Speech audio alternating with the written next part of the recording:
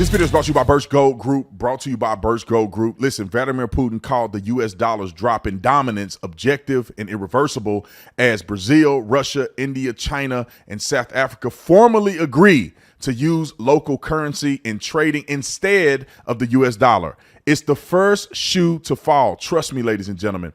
As demand of the dollar weakens, the buying power of the dollar weakens. That's why Birch Gold Group is busier than ever. Investors and savers are looking to harness the power of physical gold held in a tax-sheltered IRA. You can too. Text Brandon to 989898 for your free info kit on gold. With thousands of happy customers, an A+ rating with the Better Business Bureau, and countless 5-star reviews, you can count on Birch Gold to help you navigate transitioning an existing IRA or 401k into an IRA in gold. As the US dollar continues to receive pressure from foreign countries, digital currency, and central banks, arm yourself with information on how to protect your savings. Text Brandon to 989898 to claim your free info kit today. Like and subscribe to the channel. Hit the bell so you get notifications. You already know what to do. Let's get into this. Ladies and gentlemen, welcome my brother from another mother, Nissim Black. Hey, bro, we talked a lot. You were on my radio show. We did a video way back when we did kind of like an interview, and it is my pleasure to have an opportunity to talk to you once again, especially with what's going on in Israel. And right. You've been living there for how long? I've been living here a little over 7 years now. Yeah. 7 years. So you're and I, based on my 2 weeks living there, I feel like I had so much information visibly seeing what goes on in Israel, the separation between the Israelis and Palestinians. Even we went, further south to the Dead Sea. And so just being there, seeing it with my own eyes, having a tour guide explain a lot of things helped me put Israel, the foundation of Israel, the history of Israel, and the conflict, or whether people believe it's a conflict or not, between the Israelis and the Palestinians. It kind of put it in perspective. But you've been living there for 7 years. And so can you explain the context for my audience? Like, is there a struggle, a daily struggle between the Israelis, the Jews, and the Palestinians? I'm not talking about in Gaza. I'm just saying the West Bank and the Israelis that live in the territory in which they dominate. When I say dominate, they heavily populate. Right. So I would say generally, in the popular area where everybody is all the time, you could come here just as you did Israel on any given day, see Arabs and Jews, working side by side. Some even all the way up into not only government. You're talking about in the hospital. I've been treated by Palestinian doctors inside of the hospitals here, even. So it's not necessarily all the time the way that it's displayed on TV. Now, however, in these territories, yes, there's definitely a lot of aggression. This is not a situation where, as everybody's been saying it, like, this is just an isolated situation with this terrorist group. We're not really dealing with that, because as you start to talk to people, that's where you really get it. Now, one of the advantages that I have is that I'm Black. And not only am I Black, I'm Black and I'm American.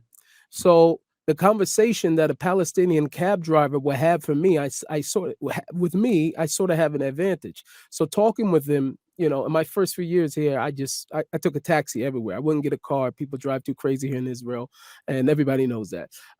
So I took a taxi everywhere that I went. So a lot of times I have a Palestinian cab driver. I would ask them just about their feelings and different things like that. There was maybe one guy, I can remember one guy that was like really honest, peaceful guy, really was trying to talk. Everybody else, it was completely 100%. This is Palestine. They all stole it from us. I don't understand how you're Black from America. About, they try to pull that card on me. And I've been told out of their mouth, you cannot get rid of Hamas. We are all Hamas. We're all Hamas. So you're dealing with that. Just a few days ago, this is even after October 7th, Simchas Torah. Just a couple of weeks ago, week before last, I think it was, there was air raid sirens here in our neighborhood. And there are a lot of Palestinian workers that work in the local grocery store here, just right down the street. And as they're stocking, the air raid sirens go off. So everybody's trying to run for cover to a mamad. It's not just you hear the air raid sirens, you hear the booms, you hear the explosions, you hear what's going on, and usually going outside of it, but you can understand the terror.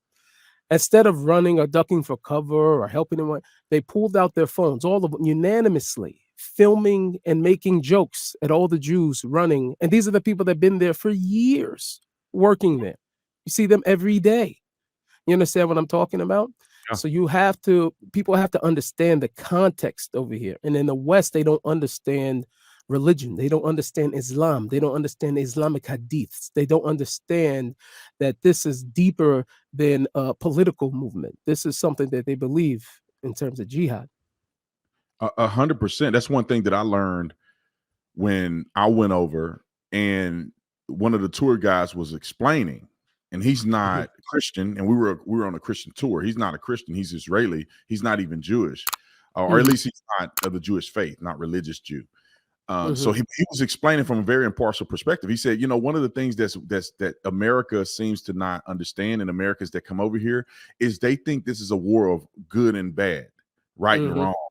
Like these people are just wrong, or these people are just right, or these people are good guys, these people are bad guys. It's not. It has nothing to do with that, because the context of religious warfare has nothing to do with morality. As we can see on October the 7th, it had nothing to do with moral code. It had nothing to do with military force. They literally attacked innocent people and children, and they kidnapped people. They were doing, they didn't even attack the IDF military. They went for the innocent civilians. It's not that it's a war of like conflict like we would normally fight on a battlefield, where the soldiers fight the soldiers and everybody else stay out of it.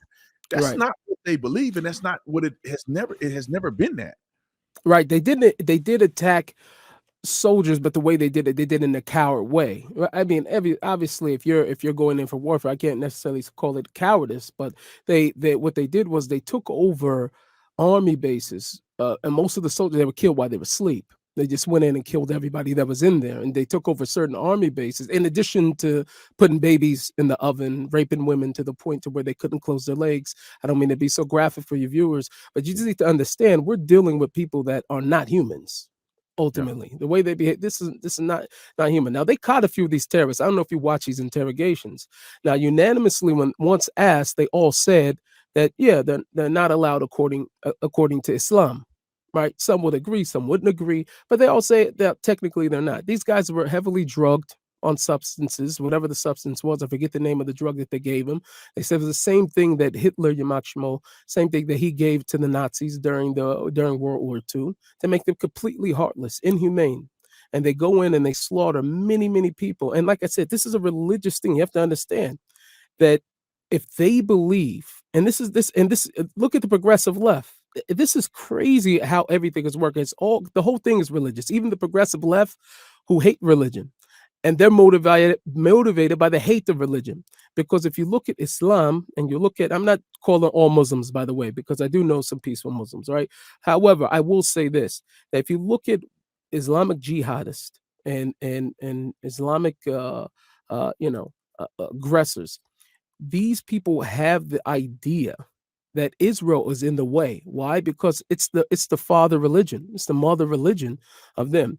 Now, if they believe that Islam is supposed to be the world dominant religion, right, they have to get rid of that which was there before. It can't stand. You understand what I mean? They believe truly in that.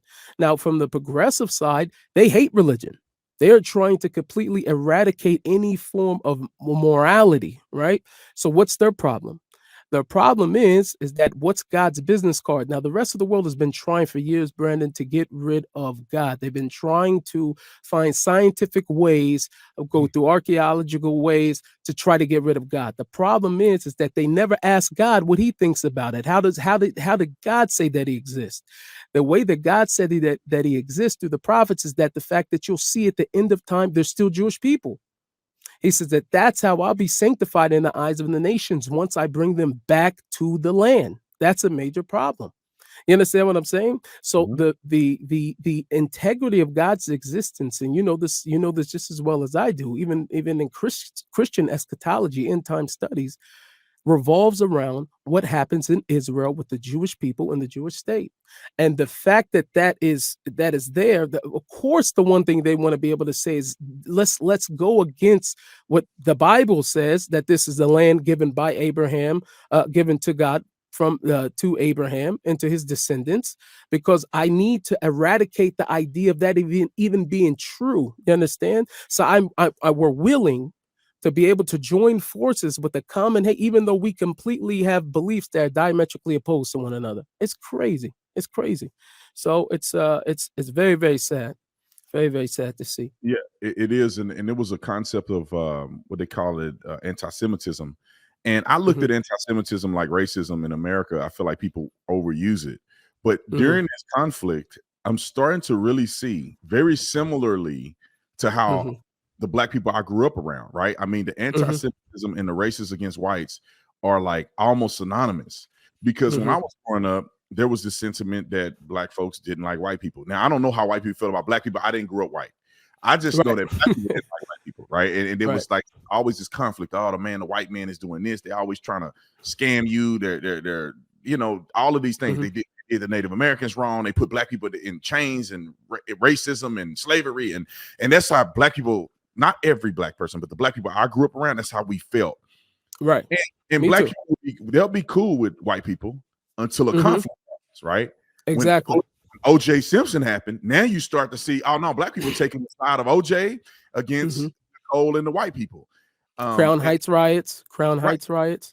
way too There's stories of plumbers, right. guys, black people, man, dressing up as plumbers, man, going in the house and going completely obliterating, murdering people. Like this is stuff happening over here. You understand what I'm saying? Like it's crazy. You're right. We definitely grew up that way, institutionalized in the. I was just thinking about this. I was talking to my father and a friend years ago. Now I don't know where he holds socially or politically, and unfortunately, over the years, these have all become the same thing. But he was talking to young brothers in the streets and talking to them about getting jobs and getting their act together. Now he was a rapper. He changed his life. He had some money, whatever, and he was talking to the youth. And he said everybody kept on saying, man, yeah, but they won't let us get no jobs. They won't do this, and they trying to just keep us down and whatever. And he said, bro, who is they? Let's go find them.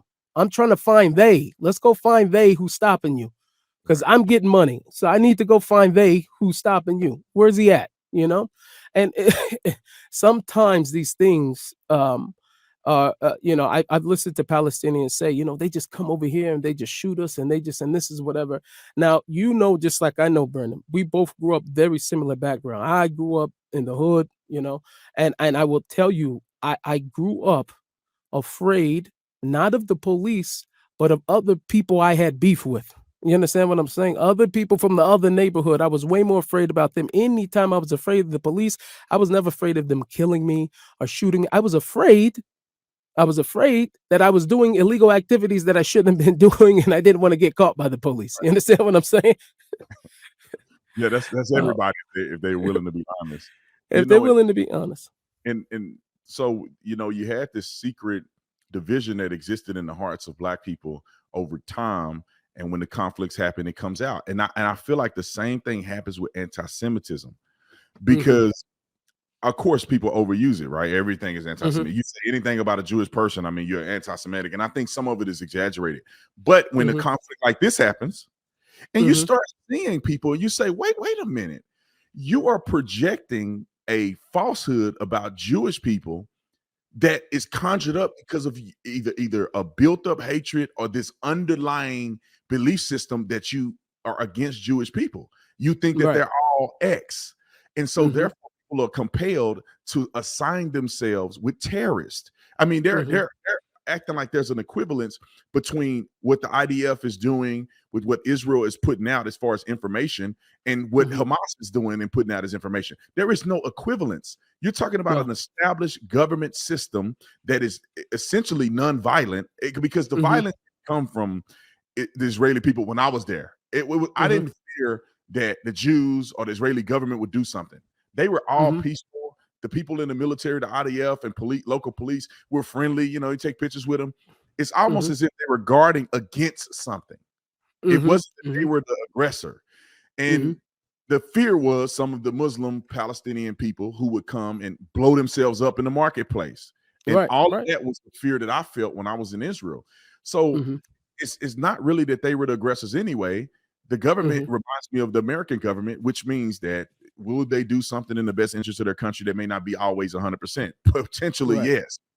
Right. But Hamas is a terrorist group.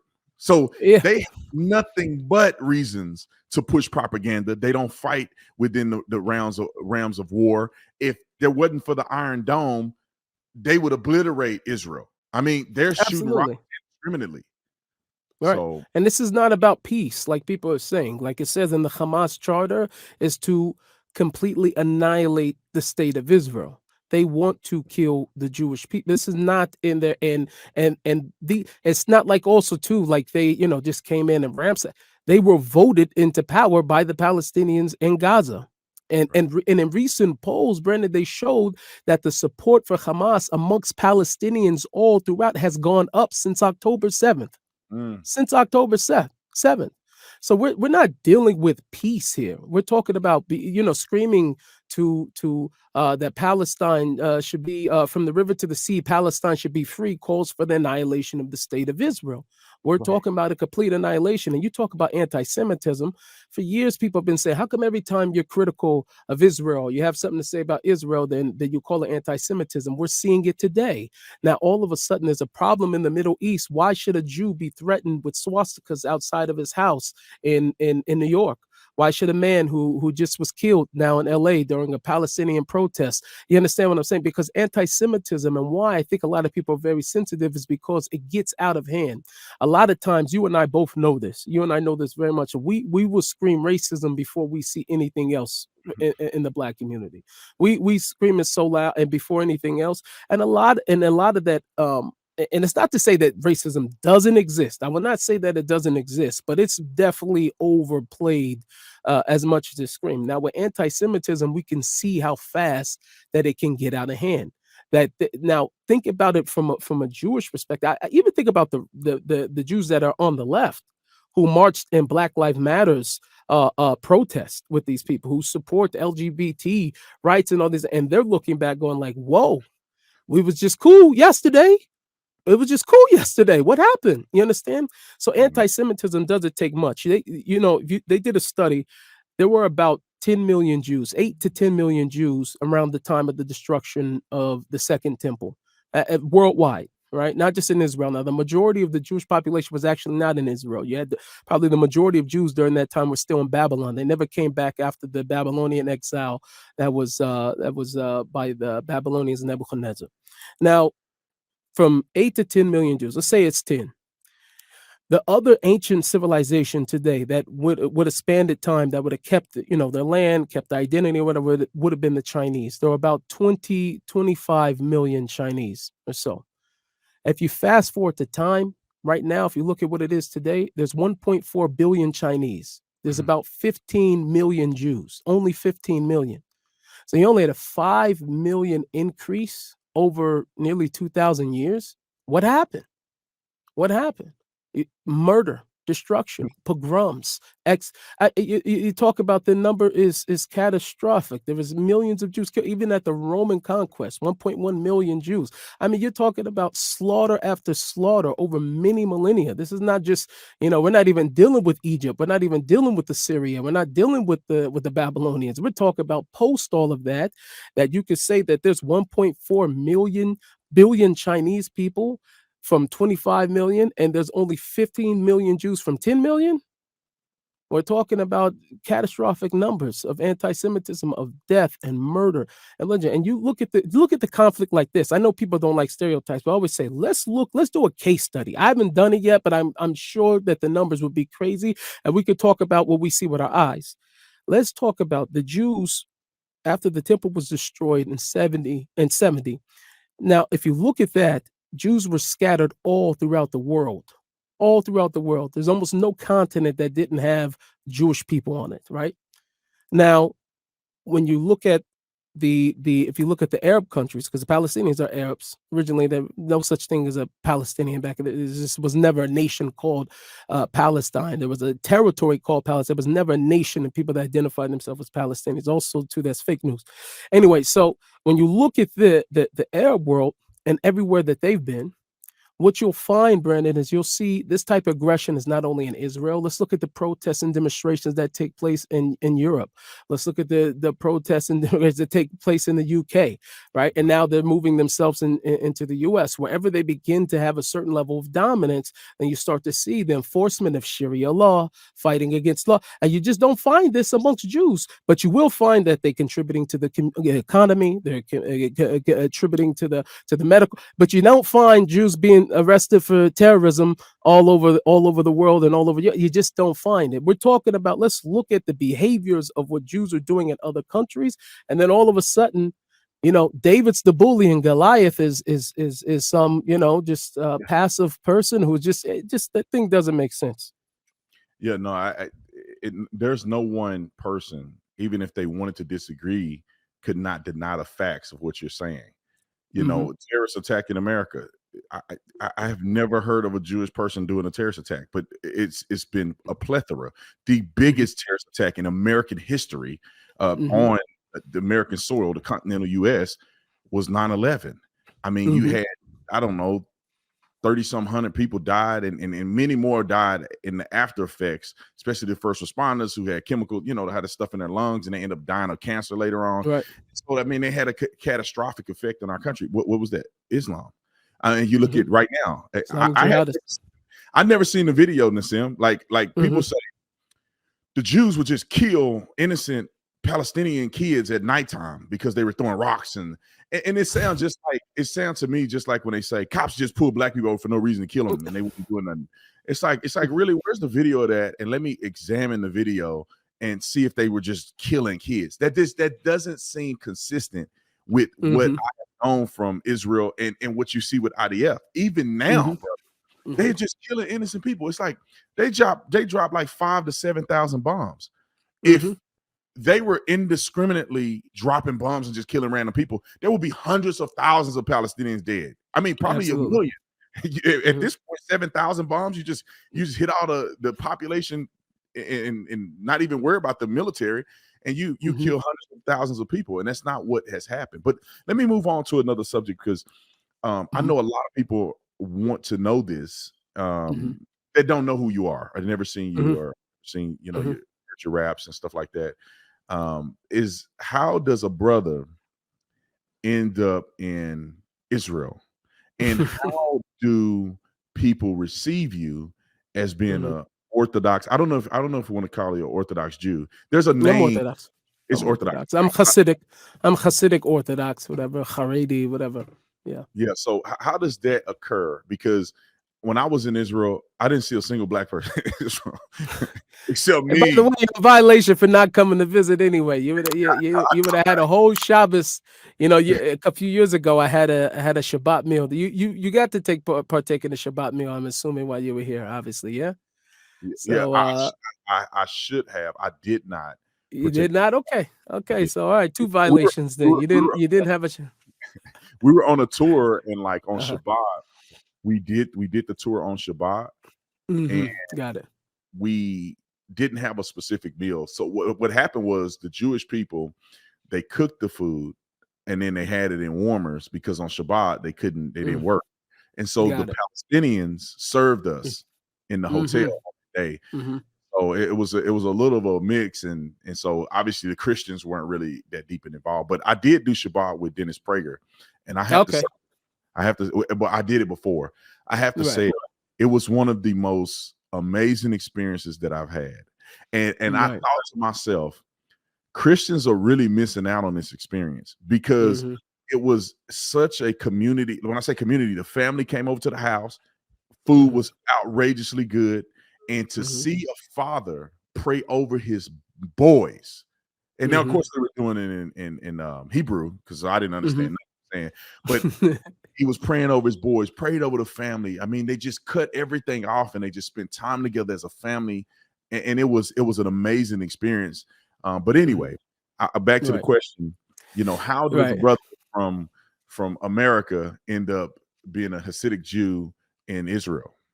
Well, my journey is very deep, but it started out. I grew up in the Seattle inner city. Both my mother and my father, originally they were both hip hop artists. Actually, my mother and my father originated hip hop. They actually pioneered it in Seattle. So I grew up with that, but they also were, lived the street life. Were into drugs. Both of my parents sold drugs. My mother and my father split when I was around 2, and she remarried. I had a stepfather who raised me. I don't refer to as a stepfather. He was my dad. He took care of me, was in my life. So I got 2 fathers, not in the sense of 2023 2 fathers, but I had, you know, had 2 fathers basically. And I had my mother. So growing up, getting in trouble like everybody else, starting off, I always say I joined the family business very early. I was already selling weed at 6th grade, started smoking weed at 8 years old, running with street gang, GD, and Gangsta Disciple Nation, getting myself in trouble. By the time I was 13, I was expelled from the Seattle School District. Now, what's interesting about the religious practice was the first introduction to religion was Islam. My grandfather was a Sunni Muslim. What actually somewhat he probably planted the Jewish thing in me, because he didn't have any Islamic gifts he could send me during the time of Christmas. So he wanted to send me some for prison, and he sent me a documentary on the prayer of Yabetz, of Jabez, when he was praying. And very, very, special prayer about enlarging my territory in God and screaming out from his pain. So I seen that it was based on him being in Israel and praying. Now, that was as a young kid. Year later, he came to live with us. I prayed with him 5 times a day. He took me to the mosque and everything like that. And unfortunately, he ended up back in prison. So time would go on until I was 13. If anybody asked me, I would have told them I was Muslim. And then when I was 14, I was invited. When I was 13, I was invited by a friend to a hip hop program that was at the Union Gospel Mission, which was a Christian organization. Now, this was so crucial for me because that time in my life, I was already expelled from the school district. I was running with the street gang. I was getting in a lot of trouble.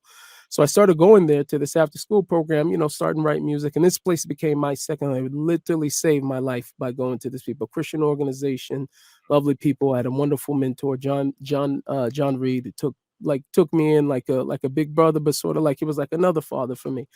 And throughout my high school years, I was still very into music. I recorded professionally when I was 13. So already by the time I was 15, 16 in high school, I was just cranking out mixtapes. And, that time, you and me around the same age. So that time was a big time. That was the whole Jay-Z Nas feud going on, and then 50 came out of nowhere.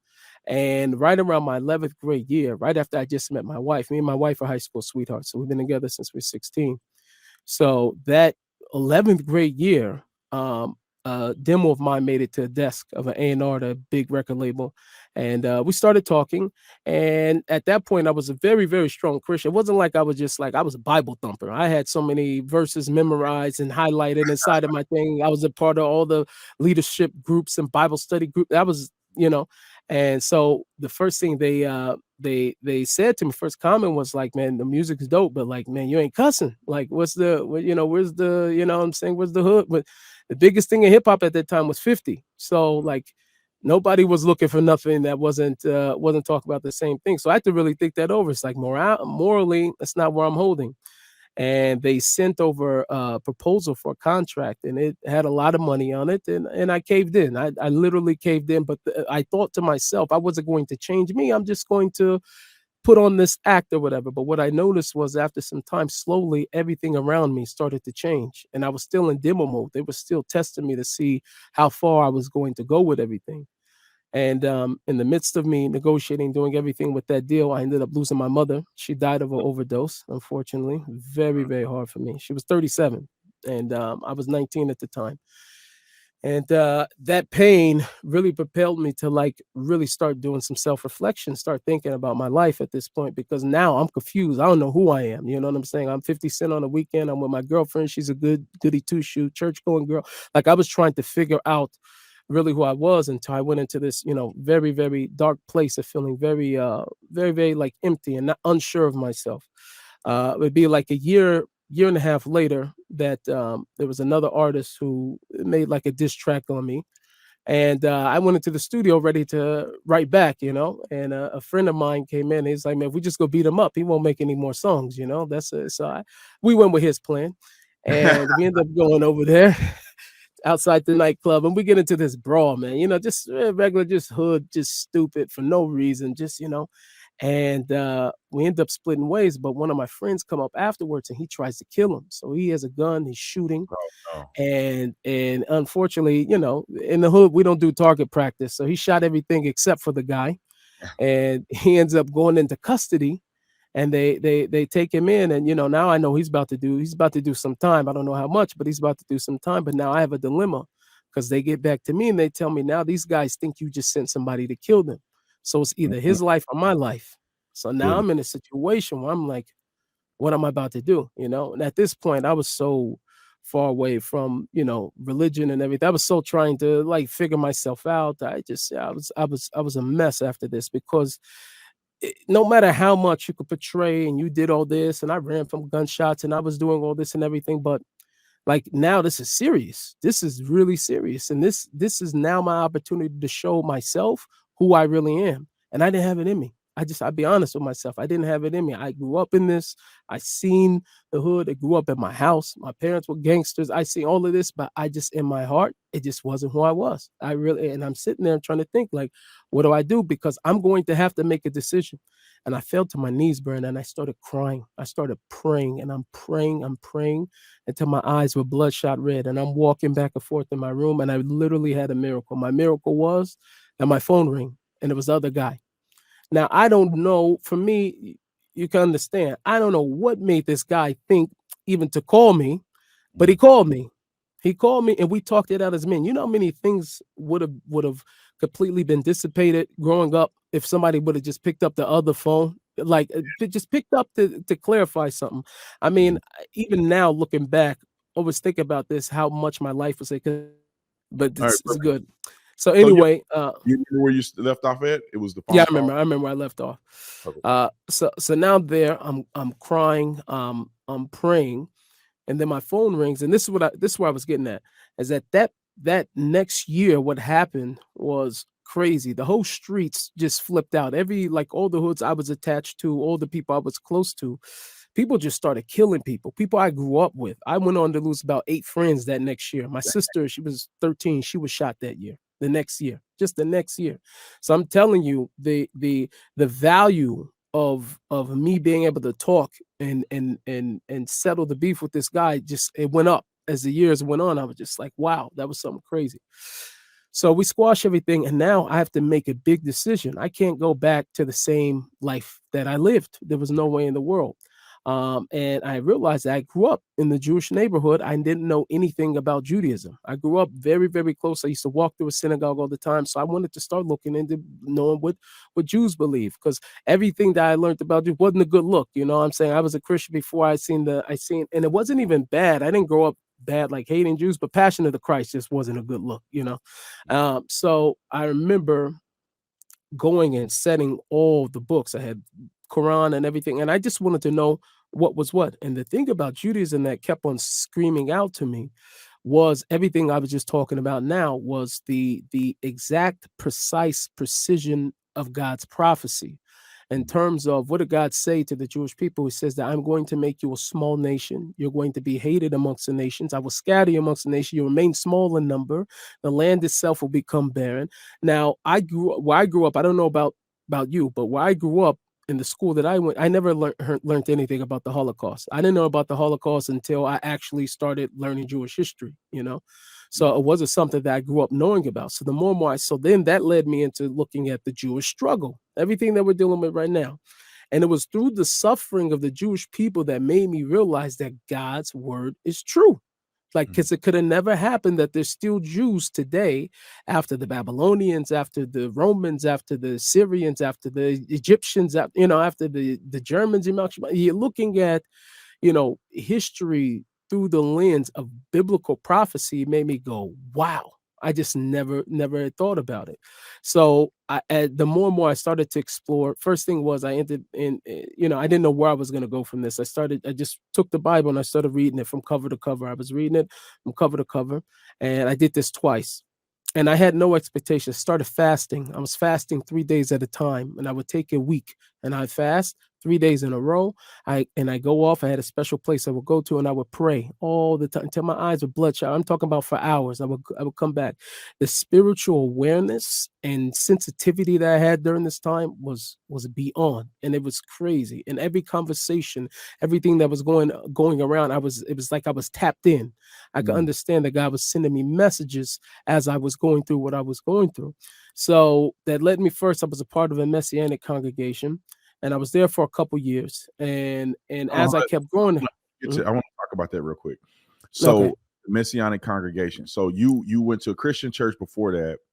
hmm Uh, and so what was how did you find the congregation? Like, did you just look up one that was in the area, or did you do your research on which one was best? Did you get in contact with a rabbi?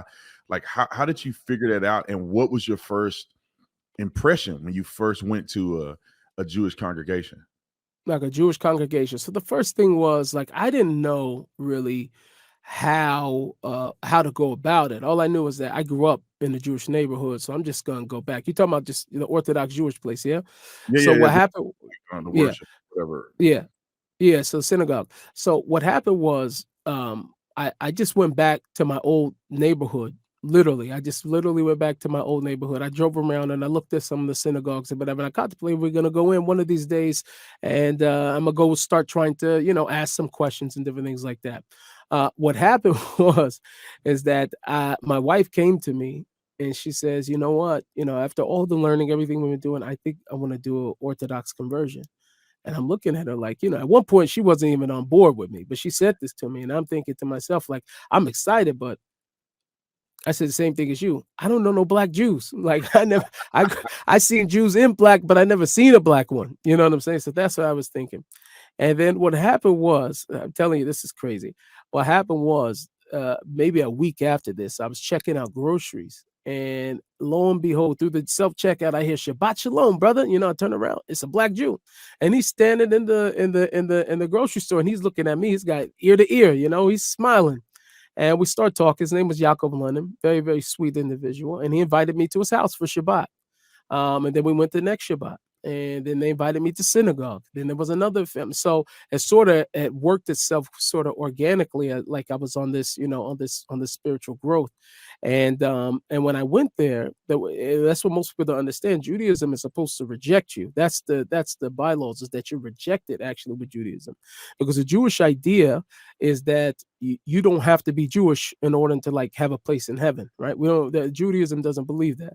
Judaism believes that that you could be a righteous non-Jewish person. You could be a Muslim. You could be a Christian. We don't believe, but the goal is to believe in God and God's unity, and there's Noahide laws that we have that are not out that we have, but that God made a certain covenant with Noah.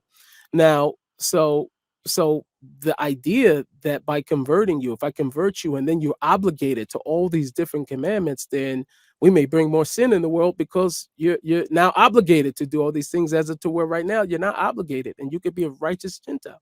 So it's a hurdle. But once a person's spirit has led them to do something and you feel very, very passionate about something, you have to make the decision if you're going to go forward or not. So we did. It was me, my wife, my best friend since kindergarten. We married sisters. So, and we all converted together. We had a double wedding. And then, so we were there still in the community in Seattle for about 2.5 years before we decided, let's go to Israel. And then we all moved. We made Aliyah to Israel. Oh, man. And I'm telling you, that was crazy.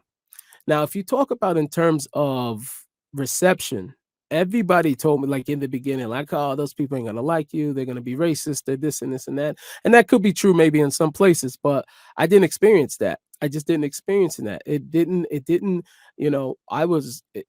me later on to Israel. Now, Israel's a very, very, now the Haredi community here is very, very, don't know what the word is, but it's very, very, you know, in Seattle, I would say, which is very, very liberal. Now, Seattle itself is as far as you could go left geographically and politically, right? So it's very, very passive aggressive. You understand what I'm saying? So everything's cool. We love everybody. We hug trees until you like disagree with whatever my fundamentals are, right? Now, Israel's very aggressive, passive. So the communities over here is that they don't care about just the color. It's wherever you come from, that if you didn't come from where we are, we're skeptical of you. You understand what I'm saying? Very, very skeptical of you. It's a very, like, I would say also, to some of it comes from a victim mentality. It's not 100% the Torah way, but that's really how it is. So a lot of the things are like, racism. I would say that people like you encounter racism. I definitely have encountered things over here, no doubt about it. If that be the bulk, that would be the 2% of 100%. To be honest, that being the 2% of 100%. But as soon as anybody hears it, they want to put it in the media because it sells tickets. Yeah. But the truth is that in that little bit of it happening, you have to reshape your mind because it's not connected to what's going on in America. Happens over here, there's no stereotypes with it. It's not black people are X. It's just you're different than me. And the more people see you, you break down this barrier and people pull you in like you're one of them. It's not like one of those things where it's like, oh, everybody like you, it's like this. So I didn't have that experience. Even personally, I can't say my kids have dealt with it here and there, but me, I be honest, by the time I moved here, I was already pretty much a celebrity in the community. So I was actually received very well. That's awesome, man. I always thought about that. I always have this conflict Hmm. with Judaism and Christianity Hmm. because when I go back and look at the scriptures and I Hmm. look at Jesus and I say, because people like to skip over Jesus's life to get to the fun part. And Hmm. because in the Bible, there's no description of Jesus into the fun part. Maybe when he was Hmm. young, maybe one of the time when he was like 12 or something, and then they don't talk about Jesus till he's 30. Hmm. So a lot of Christians like to skip over the fun part. He was born this way, and then he's now doing his ministry. But they forget that if you read the Bible, at least in the New Testament, even the New Testament authors spoke about how Jesus was a Jewish person. Hmm. Jesus kept the law. Jesus was Hmm. a rabbi. They called him Hmm. great teacher. Like he was established in the Jewish community. He grew in wisdom. He was at the synagogue, all the Hmm. time, Hmm. keeping kosher, keeping, all of the things that were laws Jesus adhered to. There is no Hmm. place in the Bible where Jesus somehow converted. So when I Hmm. think about that, it makes me as a Christian think that sometimes Christians may be abandoning the Jewish connection that we have to establish something very different than what Jesus, kind of put forward. And I always have this conflict. And in my mind, I'm like, I want to go back and reassess and say, okay, what are the things that Jesus did that I need to mimic if I'm going to be a follower of Jesus? I can't just Hmm. go and create a new religion and say all these things does not count because now I want to be a Christian, some new religion that we didn't create it. It's like, no, Hmm. what did Jesus do? How do I closely align myself with Jesus? And I find myself at opposition with a lot of Christians Hmm. because go ahead. I'm sorry. I hear what you're saying. Well, there's a few things that Christians will have to grapple with that are obviously said. Now, most of scholars today refer to Christianity as we know it today as Pauline Christianity, right? Because a lot of the main and core doctrine of the modern day church, even from Orthodox all the way to the evangelical world, is mainly Pauline in nature. He authored most of the epistles are at least attributed to Paul. However, I don't know if anybody has done a major comparison to Paul's letters into James. Now, if you look at the epistle of James, you'll find that very well and it very still very, at least Jesus oriented. However, speaks of great admiration of the Torah and the laws and abiding them now and technically, I'm not Christian, so I can't like say this and that, but from just from the study of it, the actual leader of the groups of the apostles after after the passing of Jesus was James took over, was the brother. Wasn't Paul was not there. Not to say that, whatever, however you feel about it. So you have to understand that either either you could do as some Christians say is that, well, okay, well, the Paul thing, you can't, some people is some that's taboo to say, well, maybe Paul's not in there because he says a lot of things that's not necessarily in line with what the gospel said and also in line with what James and the other epistles say. Or you say that we need to understand Paul from the context of what James is saying and what the other epistles are saying. You know what I'm saying? Either maybe because another thing is that that probably people don't come to think about is that a lot of the epistles are one-sided. You're only getting what they wrote back to those communities, but you didn't get the questions that were sent to them from Galatia, from Corinthia, from you didn't get those letters. The only letters you have is the response of to certain things that will go there. So I think this grappling that you had was something that even the early epistles had. You see that Paul would have sometimes interactions with Peter that he didn't like. He says, I posed him in his face that he, from sitting and moving away from sitting with the Gentiles. And if you do this, so Paul at times is, arguing, saying, listen, I see somebody else came in and taught you a different gospel other than the way that I told you and I showed you, so Paul has these issues. I don't think your grappling is any different than what was going on during time with, first century Christianity also too. Yeah. And looking at it, people often have this idea of some new religion. No, these were, Jews, from what we can understand, were Torah observant Jewish movement, right? That probably wasn't so popular with other people. Would have definitely, if you look at, it doesn't take any person who never read the New Testament. Most Jews have never read the New Testament at all. I because I was a former Christian. However, but it doesn't take much for you to look and to see that this completely Pharisaic Judaism. In fact, there's been many lines that are inside of the New Testament that Jesus himself says that is a complete replica of what is said in Jewish law by Hillel the Great. The exact same words, verbatim. You understand what I mean? So this Pharisaic, and I think it's somewhere around Matthew 22 or somewhere around there where Jesus, as he's given one of his sermons, he says that it says, see the Pharisees, right? Not the Sadducees. The Sadducees were for sure were heretics by everybody's book. But he said the Pharisees sit in the seat of Moses and do as they say. He says, don't do as they do. There was a lot of corruption in his time, he was saying. But he said, but everything that they say you were to do, they sit in the seat of Moses. And these were obviously, those who preserved, and that's where Judaism is today, comes down from that Pharisaic line. Yeah, and I my whole thing about Christianity and faith and everything is always being open-minded, because I always look at the challenges that are up against Christians. I don't blindly just say, I'm a Christian, so I believe everything a Christian pastor tells me. It's like, I'm also curious too, because God is the truth. People be messing up and people be coming up with their own stuff. That's why we got 45,000 different denominations. So I look at God and I say, okay, why would a Jewish person not believe in Jesus the way Christians do? Or why would a Muslim person not believe in Jesus the way Christians do? Or why is there Mormonism? Why is there?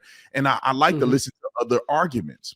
And in doing so, I start to realize that, well, there's some things about Christianity that's not really, people are practicing something that's not Jesus. And I'm not saying that's all Christianity, but that's like Jesus said, I didn't come to do away with the law, I came to fulfill the law. And for some reason, people jump to Paul. Now, here's the thing that I say about Paul. I've heard the arguments from Christians and other Christians that don't agree with each other. There is a conflict with the Pauline epistles, right? I mean, you agree with it or not, there is a conflict. Matthew, Mark, Luke, John were very different than Paul. And they were a different dispensation. Paul was not an apostle. Paul came after. Peter and didn't even like Paul at first. They were skeptical because Paul was persecuting Christians or persecuting the remnant of Jews that were following following Jesus. And so some of the apostles had an opposition of Paul. And Peter, which according to Jesus in the New Testament, that he gave Peter the keys to start the church. And Peter was a Jew. And Peter and Jesus and all of the parables that Jesus would say were all reference points to Judaism. All of Jesus's references that he made were references to the prophets. And in Jesus' time, there was no Bible, right? It was the Torah. So Right. any There was a scripture, Torah. There was a Torah. See, and it went into actually the Jewish order. So if you notice, the Jewish order of the Hebrew Bible is actually in a different order, right? The way it is in the Christian Bible, you would have the Torah, same book, but you have the Torah first, and then you'll have the writings, the Psalms and Proverbs, and those that would have been considered the writings, and then you have the prophets, right? Now, if you look at the Jewish Bible, it's in a different order. It's called Tanakh, which is the Torah. This is its acronym for the Torah, then the Nevi'im, the prophets, and then you have the Ketuvim, right? You have the writings. Now, what's interesting about it is because it's even said there in the New Testament, in the book of Acts, it's called the Torahs, the Psalms, the Torah, the prophets, and the writings are the Psalms, is what it says over there. So we understand that that's another context that Christians don't think about, is that there's always some type of context there going on that they, with a Western mind state, you wouldn't even be able to properly even understand the New Testament. You understand what I'm saying, and understand it in its entirety. Now I'm saying that obviously, as a non-Christian, but I'm saying that if you're looking at it, certain things like there's one point where they come to Jesus and they ask him, why don't your disciples wash their hands? I'm saying they're eating bread right now, but they didn't wash their hands. They wants to know. And there's an exchange back and forth with him. He says that, something, I think he quotes from the book of Isaiah or something about this. It's been years since I've read the New Testament, but it's still in my head. So he says something over there to the likes of that, these are something traditions of men or whatever. Now, there's a very interesting thing that he says over there. He quotes from the book, and he says that your words, you praising me with your lips, but your hearts are far from me, right? When he's rebuking these people. Now, nobody pays attention to the fact that they didn't ask him, why didn't you wash your hands? mm, Why didn't they say that? That would have been the best claim of all. Why didn't you wash your hands? If I'm coming at you and said, why he didn't the people wash their hands? Because he because washed his hands. You understand? So, which is a part of the oral tradition. So, and that's another thing, the Christian world has somewhat removed itself from a lot from oral tradition. They don't believe in that there was an oral Torah, but I mean, the bulk of anything you believe, everything we have is oral Torah. Your Christian Bible in itself is oral Torah because the Hebrew language doesn't come with vowels. right, So you can change the word based on whatever it is. Even the canonization came from the rabbis. So how do we know which books to go in? You're depending on the oral transmission of the rabbis to say that these books are okay and these ones are not okay. And not only that, that the very words that you're reading, as now they've been translated into English, that those words are the words that the sages said, it's that word instead of this word. I can change a word based on its vowels, and it can mean something completely different. So we're relying even on the oral tradition to tell us what these actual words mean. So there's almost no way really to get rid of it. I mean, they were in the synagogue, they would go. And back to your thing about Paul, which is another thing that's interesting. It gives you another context of that community was not only Jewish, they were observant, religious, Torah Jews, was the fact that there's a certain issue that comes up in the book of Acts. Now, this is something that goes on and on. When you read Galatians, you read Romans, and it seems as if it could be, and most other scholars would conclude that Paul's very antinomian, very anti-law. Now, the problem you have is that in the book of Acts, they question him. There was a council in Jerusalem, and as Paul comes back, they all say to him, they say, Paul, it's been said that you're teaching the Jews that are amongst the Gentiles that they don't have to keep the law. We know this isn't true. So what we want you to do is go to the temple and take a sacrifice in front of everybody so everybody could see that you still believe in the law. You believe in the Torah, and which he does, right? He stands up in, I forget exactly where it was, of Cyprus or one of his trips that he does. And he says that, hey, brothers, I'm a Pharisee. I'm a Pharisee of Pharisees. And the reason why I'm in contention here is because I've essentially believe in the resurrection of the dead, right? So you see this thing with Paul. And like I said, I hate to be critical of it because it's not, I'm not a Christian, but Christians do have to deal with the fact that there's some issues going back and forth with Paul and the other apostles where things aren't. And he says, I've become all things to all people in order that I should win them over to Christ. So maybe he is, when I'm over here, I'm like this. When I'm over here, I'm like that. And so that has become some of the staple, I think, for missionizing also. So, Yeah, you have to sort of deal with that with Paul and the other apostles. It doesn't seem like there's a consistency going on there. right. And as a Christian, I'm not trying to tell people that don't believe the Bible or nothing, but I Yeah. just want people to be open to that criticism because you can find things that Paul says to be effective and but just understand there's a controversy. So these are the things that I think about. I'm a Christian. Mm-hmm. I love Jesus. I believe Jesus died for our sins. Like I believe all of that. Like I was Mm-hmm. baptized in Jesus' name. I was filled with God's Spirit. I spoke in tongues. Like so, all of that stuff, I believe it, and it's unequivocal evidence to me. However, Mm-hmm.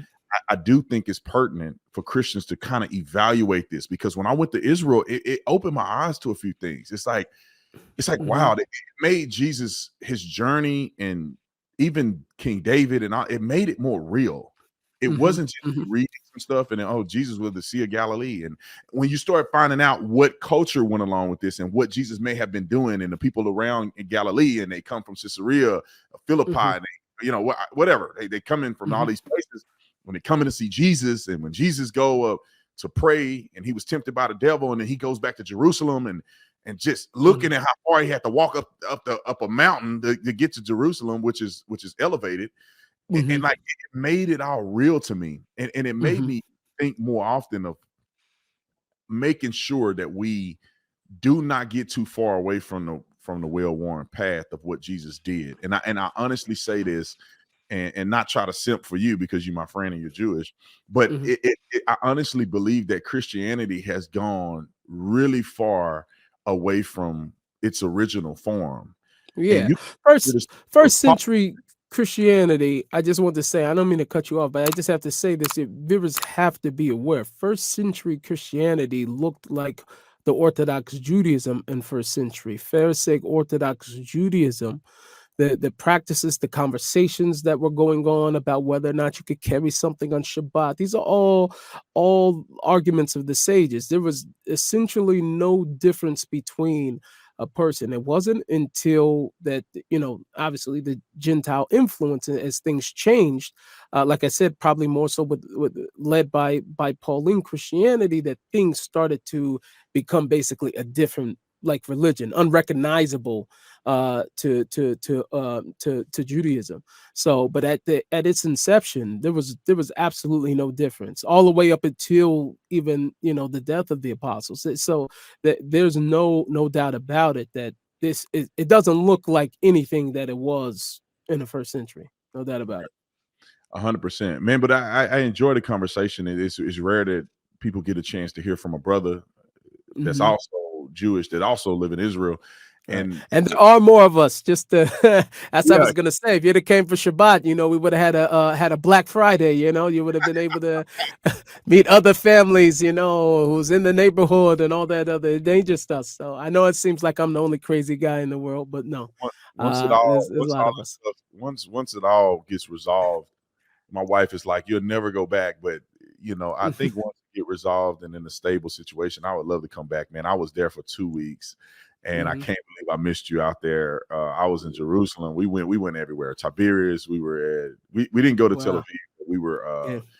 I You forget the went up name. to the Galilee though. You went up to the Galilee, yeah?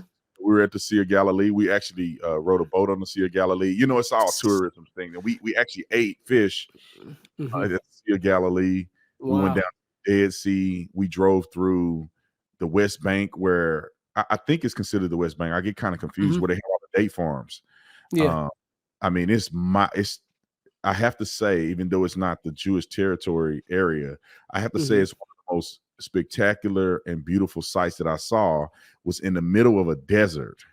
You Hmm. see date palm trees for Right. miles and miles. Miles, yeah. Just the fact that people are manually, you know, harvesting those trees is mind blowing to me.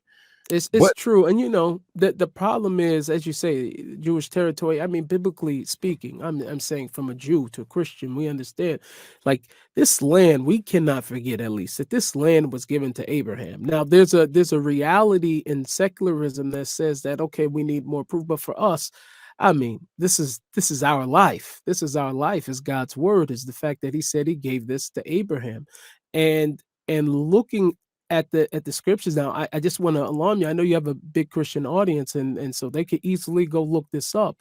In the book of Joel, in the 4th chapter, when God speaks about the final war of Him bringing all the nations down into the valley of Jehoshaphat, His reason why He's infuriated, He says, is because on the account of my people and on the account of my land which they divided.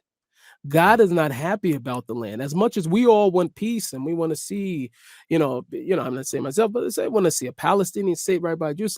That's a major red flag according to God. Now, the difference is that we don't believe that we have to go and kill everybody in order for us to take over the state. We believe in God's word and His redemption, that when He comes, He's going to set the record straight. He's going to set the record straight.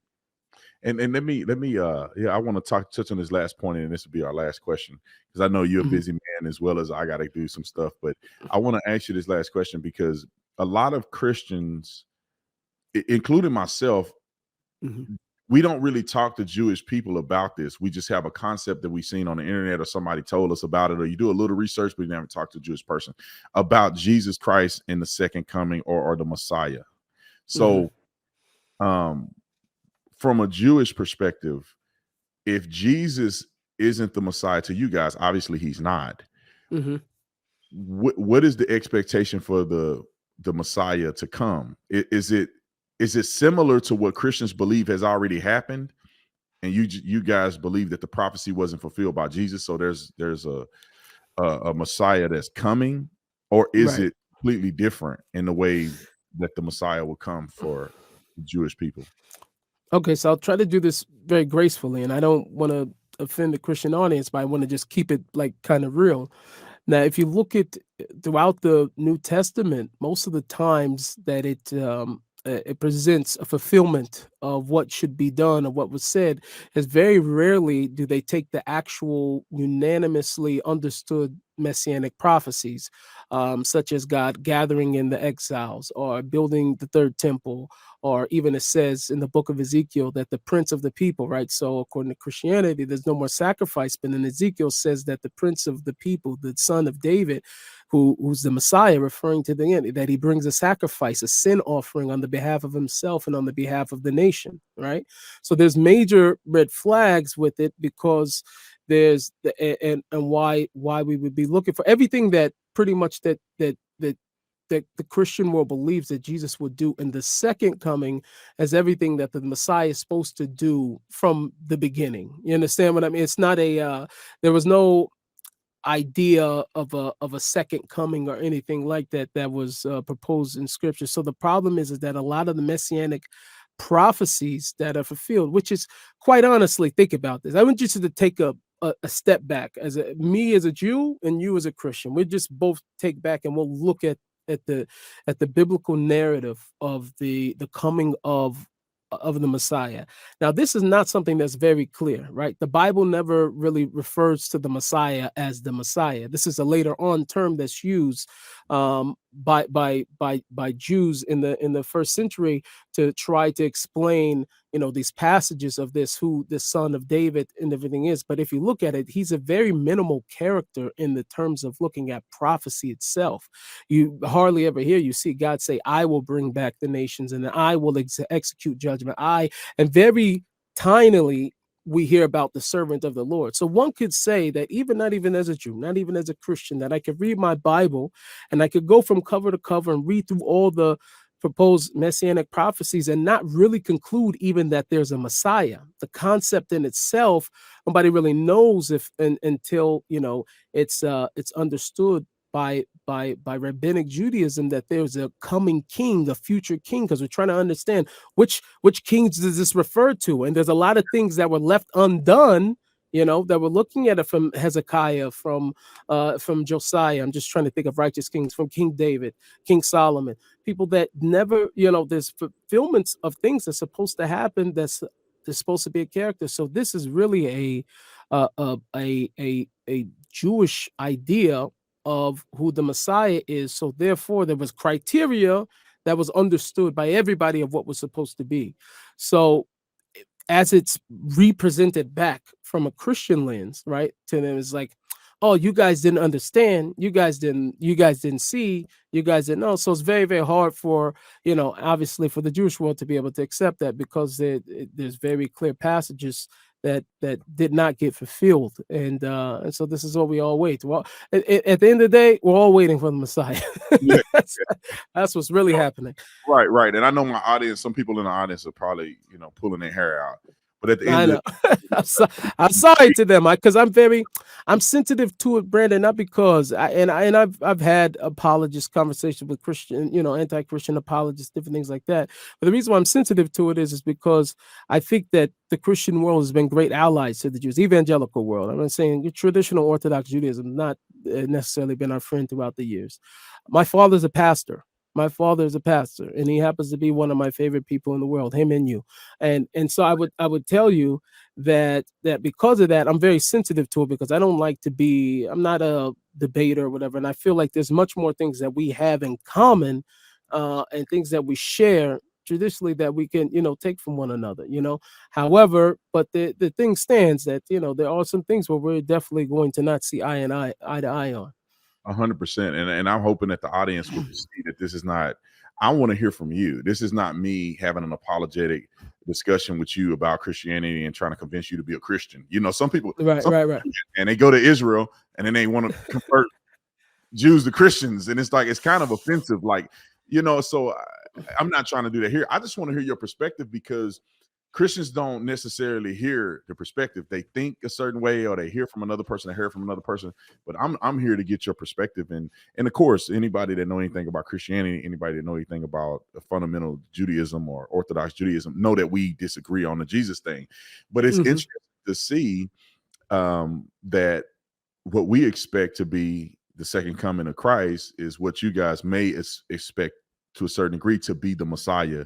And the interesting thing is that when the Messiah returns, whether it's for us the second coming, for you the first coming, it's almost as if we're going to experience the same thing, right? I mean, it seems like to a certain degree, right? We're going to say a Messiah came out of the cloud or whatever. I don't know how it's articulated in Judaism, but just say that it is, and it's obvious that it's the Messiah. I know Christians, we have a concept of the Antichrist, but say that it is the Messiah, and the things unravel the way they do in the Bible. We say it's the second coming. You guys believe it's the first coming, and we're seeing the same thing. And I'll say this before I end it. One of the biggest things, and my audience hates me because of it. Churches won't let me speak here because of it. I think one of the biggest things in Christianity that separate us from Judaism, and that causes Judaism and Christianity to have conflict, is the doctrine of the Trinity. And I have been incredibly critical of the doctrine. I believe in Jesus, I believe in the Father, I believe in God's Spirit, but it's the doctrine in 325 AD that was developed and concocted, and it has taken a form that is absolutely unrecognizable, in my opinion, to Jesus and the apostles and Judaism. And so when you have a Christian that comes out and says God is three, it's no way in the world that Jews we could ever have any kind of discussion, because Shema says, "Hear, O Israel, the Lord our God is one." That's the shirt I had on, Deuteronomy 6:4. I mean, it's even in the New Testament says that the Father is the one true God. And so I'm not going to get into that, because I'm going to get in trouble anyway with the Christians. I really felt like the Christians didn't hold to that Trinitarian theology, and maybe thought more of a Unitarian theology. I'm not saying like they call it Jehovah's Witness or nothing, but like a Unitarian theology. I think that Christians and Jewish people could have a deeper conversation and find some commonality. There is no commonality. I think that I want to say one more last thing, is that one of the biggest things, I heard this one time also too from apologists, a great apologist, but if you take Islam, Christianity, and Judaism, you take all three of them, Abrahamic faiths have Abrahamic in nature in terms of their roots, and you say, if you look at, let's just talk about punishments, right? If you don't believe in Christianity, there's hell. You go to Gehenna, we call Gehenna hell or whatever. And it's not that Judaism doesn't hold such a belief. We do believe, obviously, in a purgatory, in a whatever, and so does Islam. But you see, the rejection of Jesus sends you directly to hell, or the direction of Muhammad sends you right to jail. If you look out throughout the Hebrew Bible, if you just look at your Old Testament, you'll never see a threat from God about hell, right? And we look at God was the Christian understanding, God was less merciful then, and then now he's more merciful after Jesus, where if you don't believe in Jesus, you go to hell, eternal damnation. And before, you never see God mention hell not one time as a punishment. But there are punishments that you can see. I'll make you small in number. You'll be dispersed amongst the nations.